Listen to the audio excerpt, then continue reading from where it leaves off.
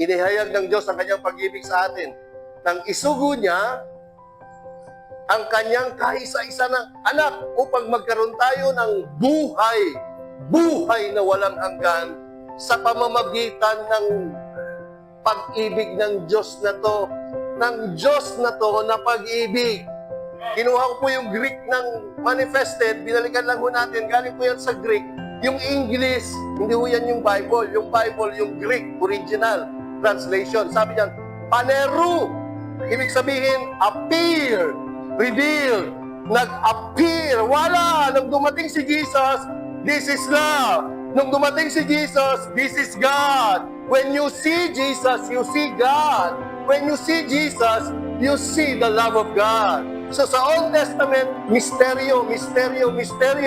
Dito sa Matthew, Mark, Luke, and John, hanggang doon sa Acts to Revelation, ito na, hindi na mystery yung Diyos. Hindi na siya misteryo.